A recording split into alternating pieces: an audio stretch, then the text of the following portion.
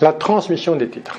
On a vu les signataires de l'engagement collectif avec les holdings. Et maintenant, il faut donner. C'est là où on va voir l'avantage. La donation-succession donc va occasionner la réduction de 75% de la base taxable au droit de mutation à titre gratuit. Et, pour moi, il n'y a pas lieu d'attendre. Je signe, je transmets. Sans attendre. C'est le sac de billes. Coucher, pas bouger. Une fois que j'ai reçu les titres, j'ai pris l'engagement de conserver les titres jusqu'à la fin de l'engagement collectif et j'ai souscrit à l'engagement individuel de conservation dans l'acte de donation. On rentre dans la période la plus dure. C'est la troisième période. Je rappelle, première période, avant la signature du pacte du trail. Je fais ce que je veux. J'aurai peut-être intérêt à apporter une holding. On va le voir après. Ensuite, deuxième période, entre la signature et la donation. Là, c'est assez souple. Sauf en ce qui concerne les opérations sur le titre de sociétés interposées. Les sociétés interposées peuvent céder des titres. Elles peuvent en acquérir. Elles peuvent céder des titres à des signataires. Mais il faut que les sociétés interposées soient signataires de l'engagement collectif. Mais après la donation, aucune opération. La transmission peut être réalisée au profit d'un non-signataire, on a vu, héritier, légataire. C'est dommage. Il faut réfléchir avant. Et, la contrainte mortelle, là. Le dirigeant, il est mort. On l'a vu, si vous dites au dirigeant, ah oui, mais on va faire un avantage du travail avec la donation à la nue propriété. Réflexe. Puis en plus, vous pourrez conserver un complément de revenu grâce aux dividendes. Les dividendes prélevés sur les réserves reviennent au nu propriétaire. 2, le dirigeant, il est mort, il perd tous les pouvoirs. Ces pouvoirs sont limités à l'affectation des bénéfices. Attention, ça doit être une clause statutaire. Et la clause doit être bien rédigée dans les statuts. Parce que j'en vois, bonjour. Donc, on a l'abattement de 75%, que ce soit un acte réalisé par notaire, ou sous seing privé, ou un don manuel. Transmission des sociétés interposées, l'abattement de 75% est proportionnel à la valeur de l'actif brut de la société opérationnelle. Voici le montant de l'exonération pour les sociétés interposées. Si j'ai un niveau d'interposition, voilà la formule de calcul. J'ai l'exonération à hauteur de la valeur des titres de la société interposée, donc de la holding, premier niveau, que multiplie la valeur de la participation soumise à l'engagement collectif de conservation au jour de la transmission, la société opérationnelle, donc la participation de la holding dans la société opérationnelle, et je divise le tout par la valeur réelle de l'actif brut de la société interposée, actif brut de H. Voilà. Et je vous ai mis un exemple.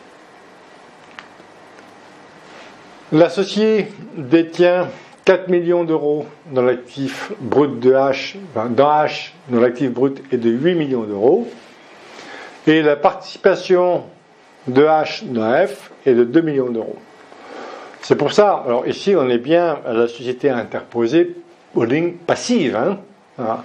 C'est pour ça que je disais ne pas être pressé de faire remonter de la trésorerie dans H, parce que autant elle est dans F, la trésorerie participe à l'exonération de 75%, elle est dans H.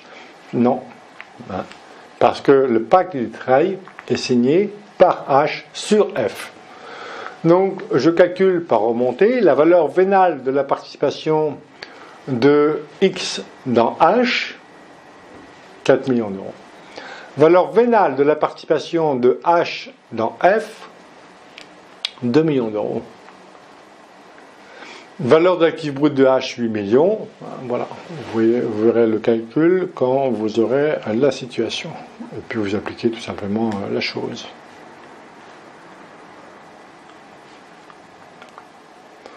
Et je peux avoir un double niveau d'interposition. Donc ici, on va dans un premier temps déterminer la valeur de la participation indirecte de la holding, deuxième niveau d'interposition dans la société opérationnelle. Et puis, dans un deuxième temps, on va déterminer la fraction de la valeur des titres de A partiellement exonérés dans B. Voilà. Et vous avez un exemple après. Donc il faut la valeur de l'actif brut des holdings, premier niveau, et deuxième niveau.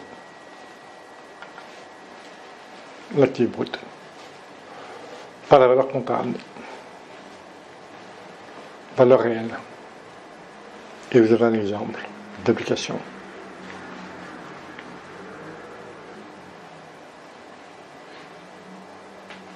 Si vous avez des questions, un cas d'application, bien sûr, avec des cycles interposés, vous me poserez la question à la fin, mais je n'ai pas envie de passer du temps au développement des exemples qu'on rencontre peu souvent.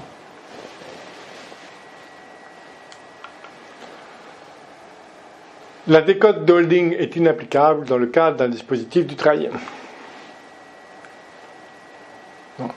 Attention à la décote pour illiquidité. Bon.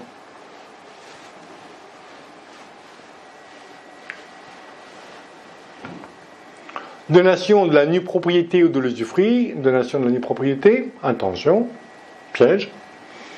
Sauf si le chef d'entreprise est prêt à tout lâcher, eh bien, ses pouvoirs sont limités à l'affectation des bénéfices. Cette limitation des pouvoirs peut concerner uniquement les droits attachés aux titres bénéficiant de l'exonération. Alors, dans tous mes statuts, j'ai une clause. Dans le cas où les titres seraient soumis à un engagement collectif ou un engagement de conservation, il ne faut pas marquer du travail, on ne sait pas.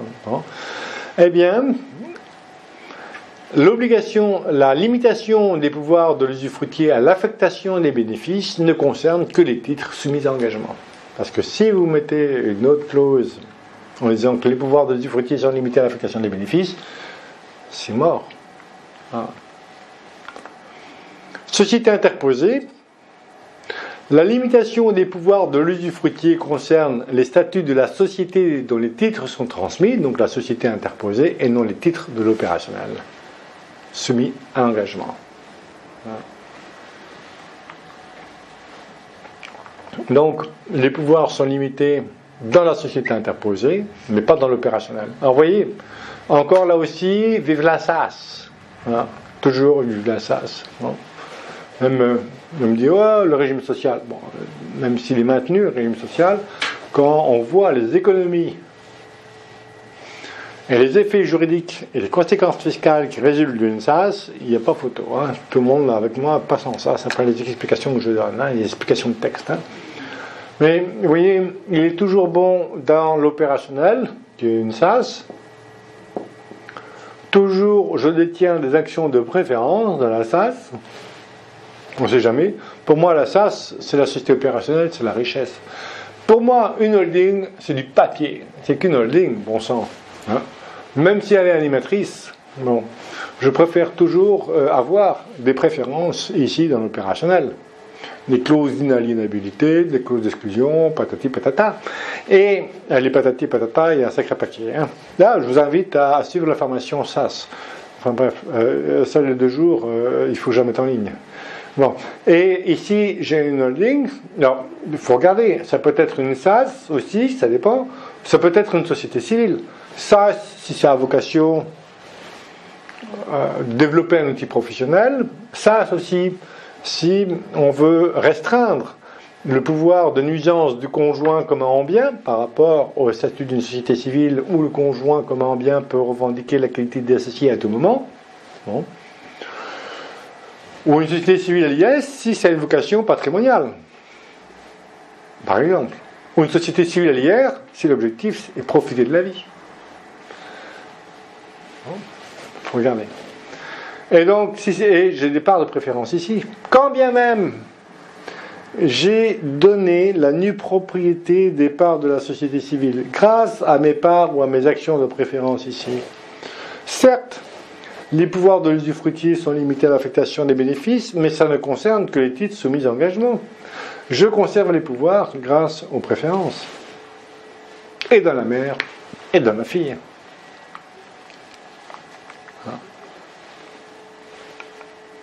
La limitation des pouvoirs de l'usufruitier à l'affectation des bénéfices doit impérativement figurer dans les statuts au moment de la donation.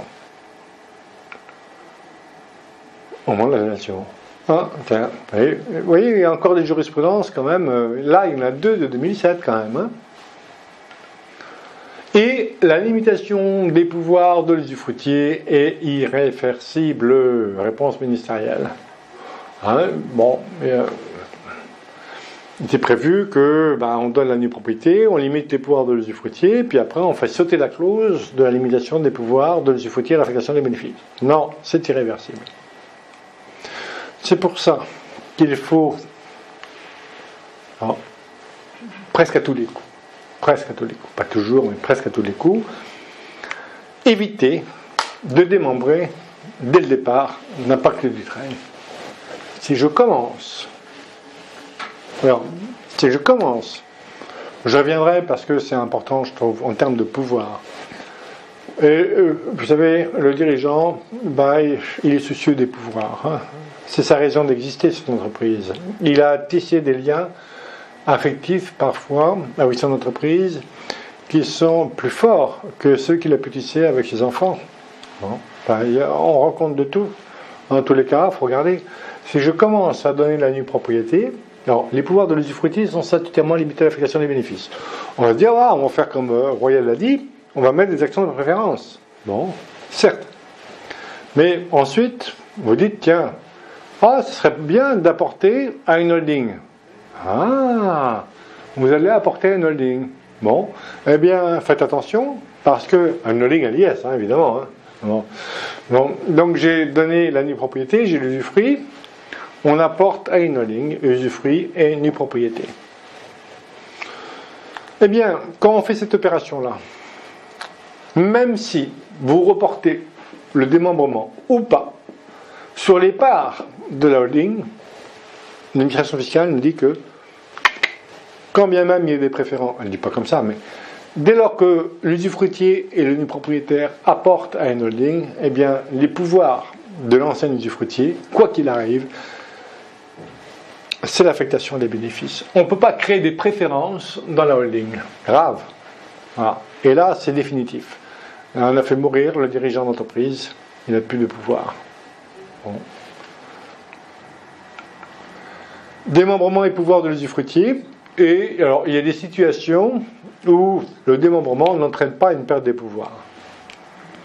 Situation où les statuts doivent limiter les droits de vote de l'usufruitier, donation de la nue propriété avec réserve d'usufruit, donation de la nue propriété, l'usufruit a préalablement été transmis temporairement à un tiers, limitation des pouvoirs de l'usufruitier non applicable, donation d'usufruit avec réserve de la nue propriété. Bon, je ne vois pas trop l'intérêt, donation éventuellement temporaire d'usufruit, mais je vois pas bon. Transmission de l'usufruit à l'un et la nue propriété à l'autre. Alors ça peut être intéressant, mais ça devient compliqué. Dans les stratégies de transmission, on peut avoir la libéralité résiduelle, graduelle, tout ça, mais il y a aussi une technique qui peut être très intéressante, mais plus compliquée à mettre en œuvre. C'est pour ça qu'elle est rarement mise en place, mais c'est plus intéressant que la libéralité, fiscalement. La libéralité résiduelle graduelle, c'est le dirigeant, il donne l'usufruit à ses enfants, par exemple, et la nue propriété à ses petits-enfants. À un de ses petits-enfants, parce que le parent ici, c'est un diplomate, il travaille à l'étranger, il est d'accord pour que son propre enfant soit gratifié à sa place directement. Et ici, j'ai transmis l'usufruit, et ici, donc la limitation n'est pas applicable, les droits de l'usufruitier. Et quand lui, l'usufruitier va décéder, ici, par exemple, mon enfant, eh bien, le petit enfant va recevoir les titres, la pleine propriété des titres. Bon. Je peux coupler ça avec des libéralités résiduelles ou graduelles.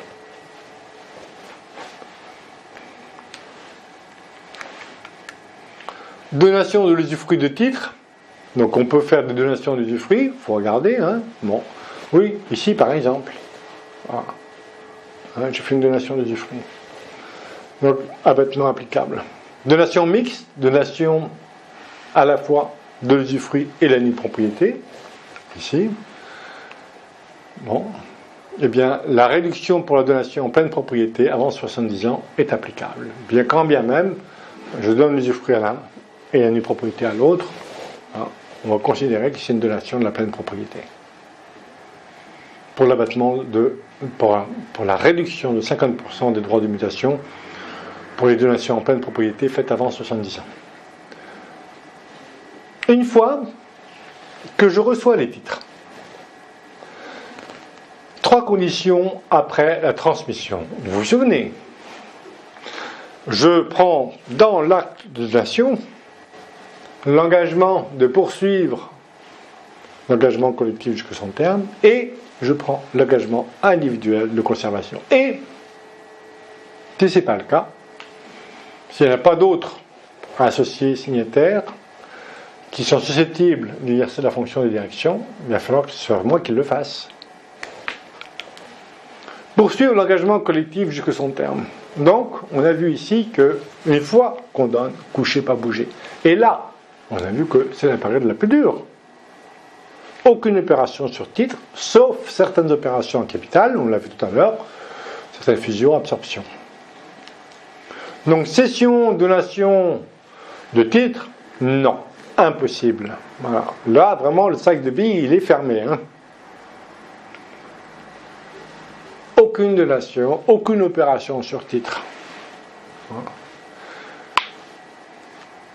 Vous vous rendez compte ? Bon, on peut mourir.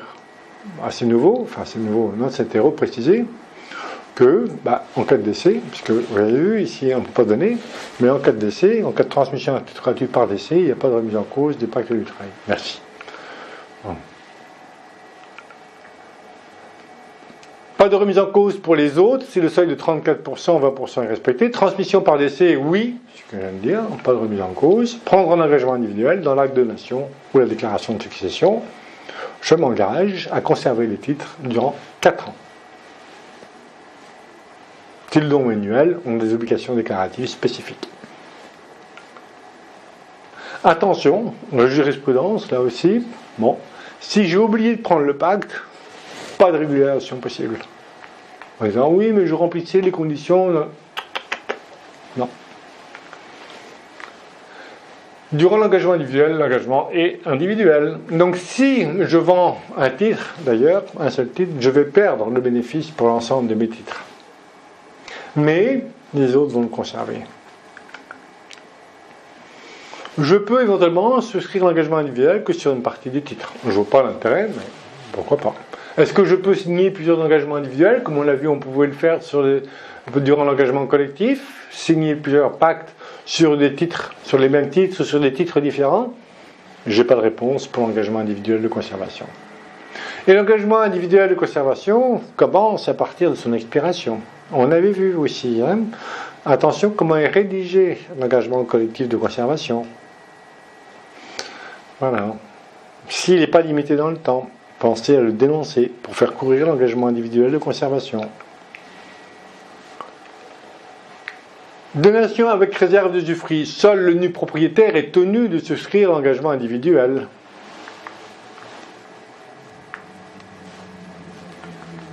Titre d'indivision, pareil qu'au cours de l'engagement collectif, c'est l'associé, c'est l'indivisaire qui a la qualité d'associé, l'indivision n'a pas la qualité d'associé, donc c'est l'indivisaire qui doit prendre l'engagement individuel de conservation.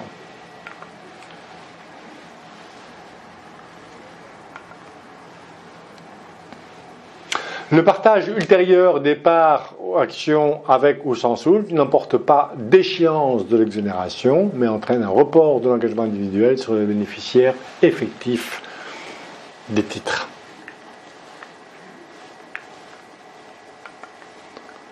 Et voyons quelles sont les opérations autorisées ou interdites au cours de l'engagement collectif de conservation.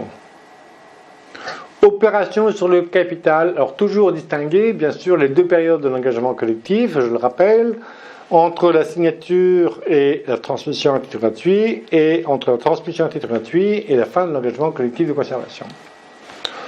Opération sur le capital au cours de l'engagement collectif. Opération sur le capital avant la transmission de la société opérationnelle. Oui, on l'a vu. Les signataires peuvent entre eux céder des titres de la société opérationnelle sans remettre en cause l'avantage du trail. Si l'un des signataires cède des titres à un non-signataire, lui, il perd l'avantage du trail pour l'ensemble de ses titres.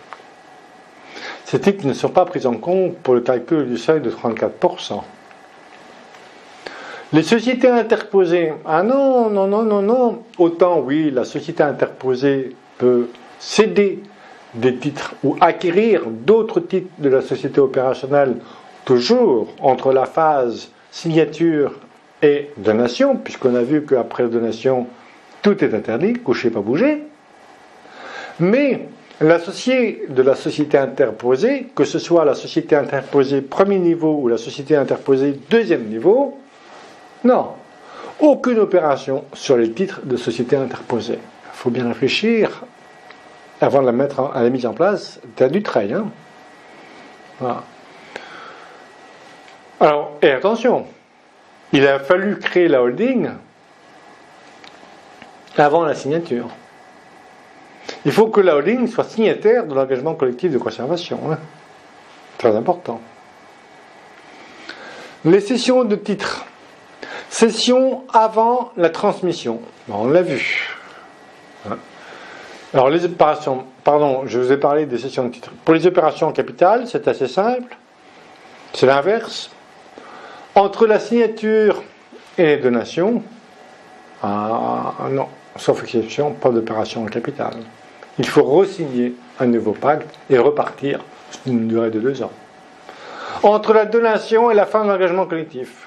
Ouais, on peut y avoir des opérations en capital, surtout notamment les fusions, scissions, absorptions, avec des interrogations sur la fonction de direction.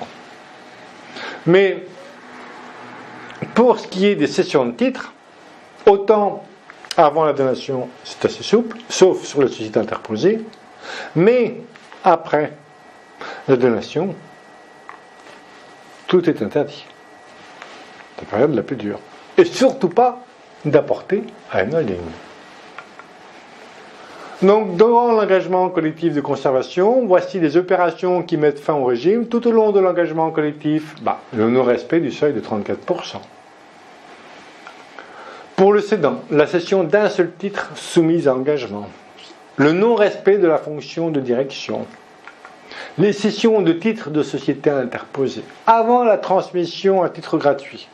Les opérations en capital sur la société opérationnelle, à l'exception de l'augmentation de capital par incorporation des réserves ou du nombre de titres. L'apport à une holding non signataire de l'engagement. Ah oui, pour apporter une holding, il faut impérativement qu'elle soit signataire de l'engagement. Après la transmission à titre gratuit. Ouh là là là là, alors là, pratiquement, ici, toute cession, c'est pas pratiquement, toute cession interdite, on va pouvoir simplement faire certaines opérations en capital. Donc, ici je détaille, opération sur le capital au cours de l'engagement collectif de conservation, avant la transmission, non, pas d'opération en capital, sauf exception. Augmentation du capital par l'incorporation des réserves, sous condition, augmentation du nombre d'actions par une diminution de la valeur nominale de chaque action. Et s'il y a une autre opération en capital avant la transmission, il faut re-signer un pacte du trail et repartir pour un délai de 2 ans. Augmentation de capital par incorporation des réserves avec émission de nouveaux titres. Oui, dès lors qu'on a une attribution des titres au prorata du capital. Chez moi, j'ai pas ça, dans les SAS. C'est pas une attribution de nouveaux titres au prorata du capital. Hein. C'est comme je veux et quand je veux. Voilà. Les statuts l'ont prévu. Donc, attention aux actions de préférence au sein des SAS.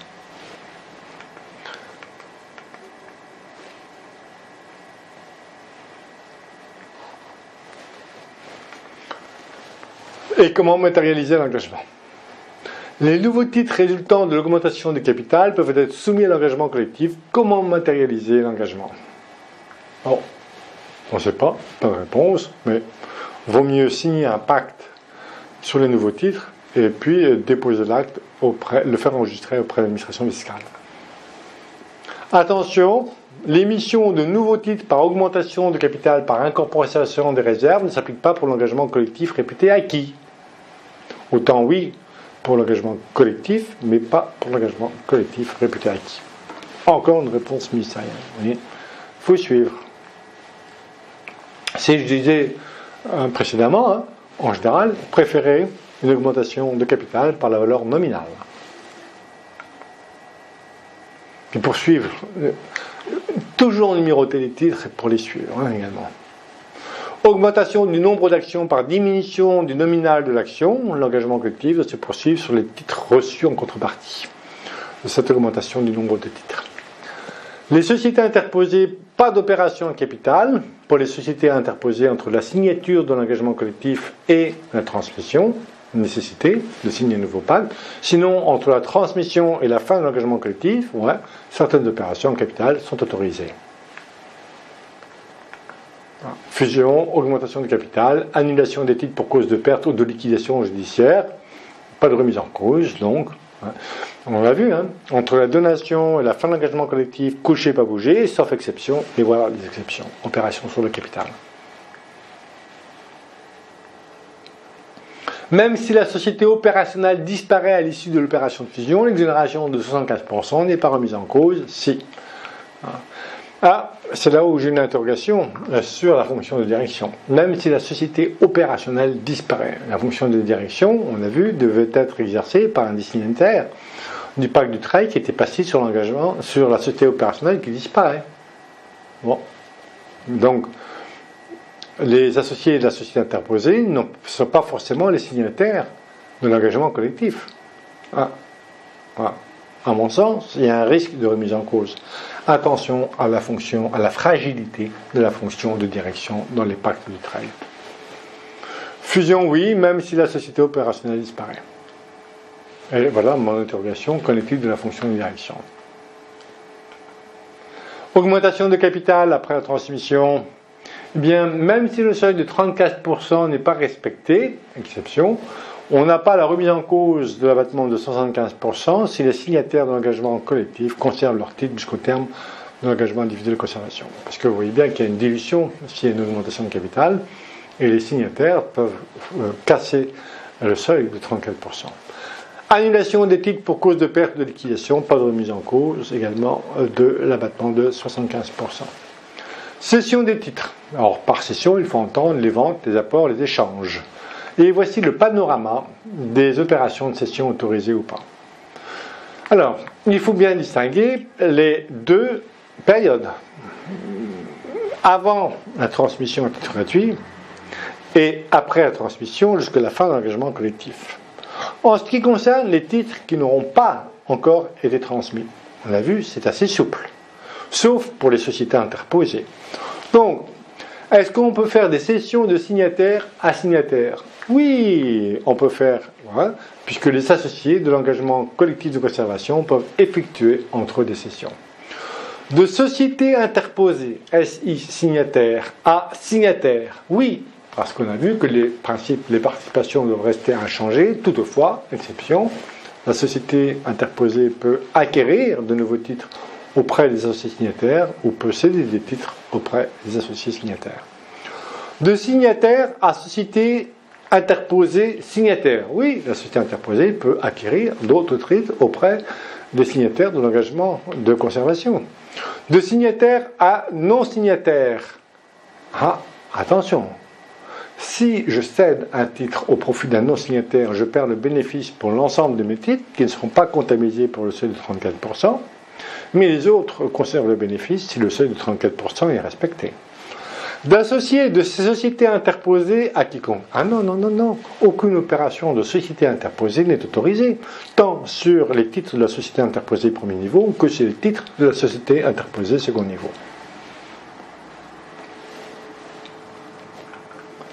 Les titres qui ont été transmis à titre gratuit. Non, coucher, pas bouger. Aucune opération sur titre, aucune cession n'est autorisée. Certaines opérations au capital sont autorisées sous condition. Et surtout pas apporté à une holding au cours de cette période. En résumé, avant la donation, entre la signature et la donation, donc oui, les cessions entre signataires sont autorisées. Ça ne remet pas en cause le pacte du trail. La société interposée peut acquérir d'autres titres ou céder des titres à d'autres signataires de l'engagement collectif. Les signataires, ils sont dans le carré orange. Attention, celui qui cède des titres à un non-signataire, en dehors du carré orange, lui, il perd le bénéfice de l'avantage du trail. Les autres le conservent, dès lors que le seuil de 34% est respecté. Est-ce qu'on peut céder à des associés signataires, à l'associé de la société interposée? Oui, ça, on peut céder des titres à l'associé de la société interposée dès lors qu'il est signataire. Mais attention, l'associé de la société interposée en aucun cas ne peut céder des titres de la société interposée.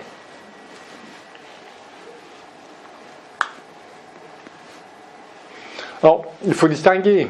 Est-ce que l'associé de la société interposée est signataire de l'engagement collectif? C'est pour ça que je dis faire associer tous les enfants, non pas seulement de la holding, mais dans la société opérationnelle. Parce que si les signataires de la société opérationnelle ont possédé des titres, il n'y a pas de remise en cause. Mais si il n'est que l'associé de la société interposée, ça peut poser problème. Mais une fois que les donations sont réalisées, alors là, cocher, pas bouger. Aucune opération n'est autorisée, sauf certaines opérations en capital, mais les opérations de cession sont interdites.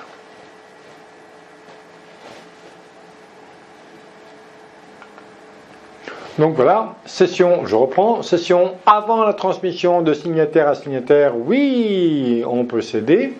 Entre signataires dans l'engagement collectif de conservation, la société interposée aussi, en tant qu'associé signataire. Entre signataires, oui. De signataires, je passe peut-être un peu trop vite, donc vous avez les références. De signataire à société interposée signataire, oui, puisque la société interposée peut augmenter sa participation dans la société opérationnelle, qui fait l'objet du pacte du trail. Un signataire peut apporter les titres de l'opérationnel à une société interposée signataire, n'oubliez pas qu'elle soit signataire. De signataire à un non-signataire, oui, on peut céder, bien sûr.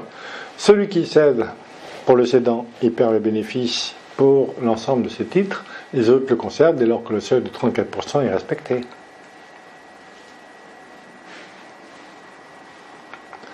Cession après donation, donation après la transmission des titres. Non. Coucher, pas bouger, tout est interdit, sauf certaines opérations en capital. Voilà. Et les titres qui n'ont pas encore été transmis à titre gratuit peuvent être cédés aux données, bien sûr. Voilà. Donc vous voyez, il faut que je regarde les titres, je signe un pacte, j'ai des titres que je transmets, d'autres que je ne transmets pas. Donc j'ai des opérations autorisées et interdites pour certains titres et des opérations autorisées ou interdites pour d'autres. Voilà. Mais vous savez, l'avantage du trail il est tel que j'incite à donner le plus possible, 95% du capital de la société dans la plupart des cas. Je garde 5%, je conserve, je suis expert comptable, bon, eh bien c'est une SAS, je vais m'arranger dans les statuts pour avoir les 2/3 des droits de vote, mais j'ai tout intérêt à transmettre le plus possible du trail. N'oubliez pas, la meilleure arme de défiscalisation, la donation. On peut rentrer dans l'engagement collectif réputé acquis, pas bien. Pas bien, sauf si le client me dit, oh là là, moi, 6 ans, impossible. 4 ans, ouais. Attention, faut qu'il soit sûr. Parce que 4 ans, s'il n'est pas sûr des 4 ans, il vaut mieux qu'il s'abstienne de pacte du trail.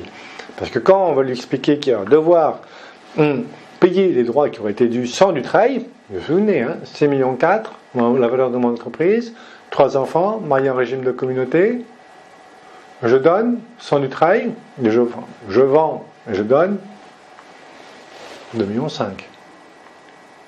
Je donne, je fais vendre, la pleine propriété, 90 000 €. Bon. Une fois, alors, l'engagement collectif est réputé acquis,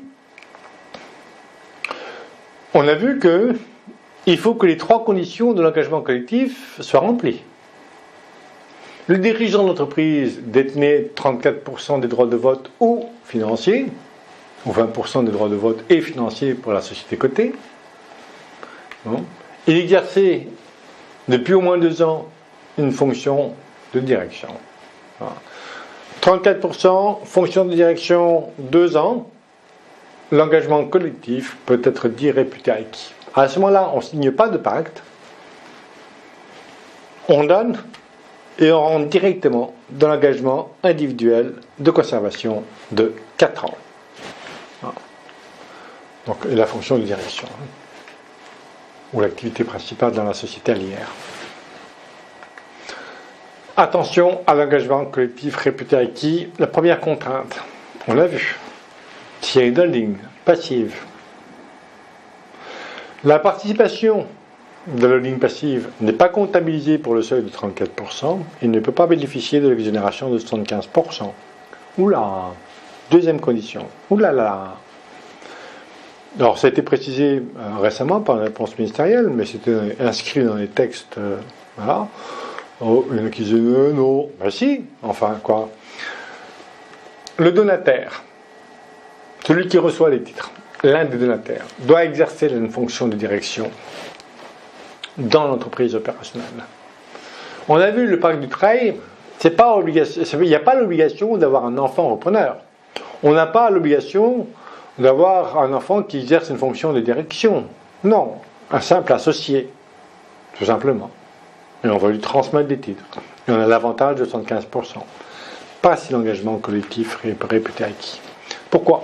Parce que les textes nous disaient que, de toute façon, la fonction de direction doit être accomplie soit par un signataire de l'engagement collectif ou de l'engagement individuel de conservation. Dans l'engagement collectif réputé acquis, il n'y a pas d'engagement collectif de signé, il n'y a pas de pacte du travail. Forcément, donc, il était clair qu'un bénéficiaire, donc un associé qui a pris l'engagement individuel de conservation, donc un bénéficiaire de la nation, doit exercer obligatoirement la fonction de direction. Ça n'empêchait pas, éventuellement, le dirigeant d'avoir une fonction de direction, mais elle n'était pas comptabilisée pour du travail. Oui. Voilà. Et ça a été confirmé par une réponse ministérielle. Et top. Donc, d'ailleurs, ça prouve bien que si, sur l'engagement collectif réputé acquis, il y a nécessité d'avoir un bénéficiaire repreneur, donc, qui exerce la fonction de direction, ça montre bien que, contrairement à ce qui est enseigné ici et là, eh bien, il n'y a pas, ou cru, il n'y a pas de nécessité d'avoir un enfant repreneur lorsqu'il y a un engagement collectif de signer, puisque la fonction de direction doit être accomplie soit par un signataire de l'engagement collectif ou individuel de conservation. Ce qui n'est pas le cas dans l'engagement collectif réputé acquis, qui ne comprend pas de pacte du travail. Attention, possibilité dans l'engagement collectif réputé acquis, possibilité d'apporter un holding, mais on va le voir, ça, avec le LBO familial, uniquement à une holding passive dirigée directement par un bénéficiaire de l'exonération. Durant l'engagement individuel, même si je signe un pacte, donc on n'est plus dans l'engagement collectif réputé acquis, mais on est dans le pacte du travail, on a un engagement collectif de 2 ans, on a un engagement individuel, on a vu qu'on pouvait faire apport à une holding entre la signature, avant bien sûr la signature du pacte du travail, mais entre la signature du pacte du travail et des donations, on pouvait faire apport à une holding signataire de l'engagement collectif. En aucun cas on pouvait apporter entre la donation et la fin de l'engagement collectif.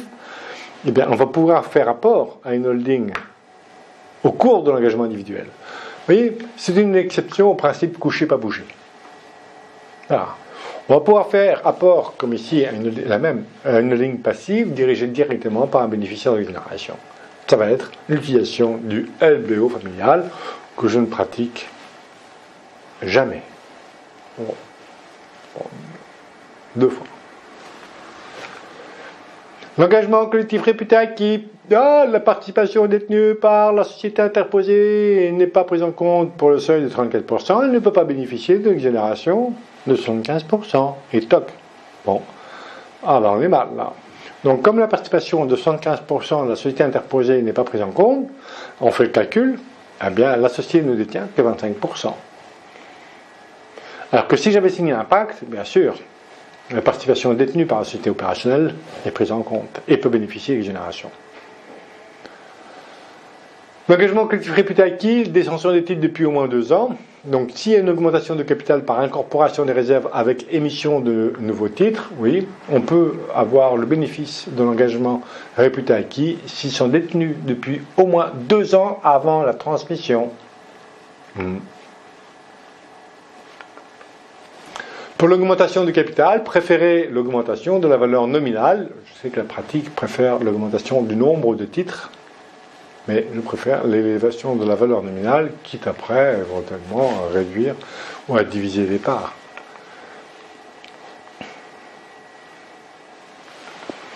L'engagement réputé acquis et régime matrimonial. Les titres doivent être détenus depuis au moins 2 ans directement par une personne physique, par une même personne physique, son conjoint ou partenaire pacsé. Condition de l'exonération de 75%, lorsque les époux sont mariés sous un régime séparatiste ou les partenaires unis sous un pax, donc séparation de biens, participation aux acquis, régime séparatiste, eh bien l'époux, le propriétaire ou le partenaire doit être propriétaire des titres de l'opérationnel, contrairement aux époux mariés en régime de communauté. Voilà. Les époux mariés sous un régime de communauté, l'exonération de 75% est applicable, que les titres constituent des biens propres ou des biens communs. Le Dutreil est applicable aux sociétés unipersonnelles. On a vu que les sociétés unipersonnelles sont en principe éligibles au dispositif des entreprises individuelles. Toutefois, dès lors que les conditions de l'engagement collectif sont réputées acquis, 2 ans, 34%, fonction de direction, elles peuvent se positionner, revendiquer le dispositif réservé aux sociétés 787B. L'engagement n'est pas réputé acquis, donc l'engagement post-mortem, ça veut dire que les conditions de l'engagement collectif ne sont pas remplies, je décède, les conditions de l'engagement collectif ne sont pas remplies, fonction de direction, détention de 2 ans, 34% des droits de vote financiers, eh bien, le dirigeant décède sans avoir conclu d'engagement collectif. S'il est réputé acquis, pas de difficulté, l'abattement de 15% s'applique tout de suite avec l'engagement de conserver les titres pendant 4 ans. Si l'engagement collectif n'est pas réputé acquis parce que l'une des 3 conditions n'est pas remplie, eh bien chaque héritier légataire peut conclure un engagement collectif dans les 6 mois qui suivent le décès. Mais attention, il faut qu'ils s'entendent. Et vous savez que l'argent est destructeur de l'harmonie familiale. C'est au moment du décès que risquent de surgir tous les conflits non dits, non exprimés, pendant toute la durée de vie. Ça va être un exutoire. Donc, danger. Et l'engagement collectif doit être enregistré plus tard avec la déclaration de succession. L'engagement non réputé acquis, donc l'engagement post-mortem, est-ce que les participations dans les sociétés interposées sont comptabilisées? Non. Voilà. Les indivisaires, le partage n'est pas intervenu dans les délais de dépôt de déclaration de succession, tous les indivisaires doivent prendre l'engagement individuel dans l'acte. La fonction de direction, 3 ans, puisqu'il n'y a pas d'engagement collectif, donc 3 ans qui suivent la transmission, qui suivent la succession, donc. Et on rentre dans l'engagement individuel de conservation.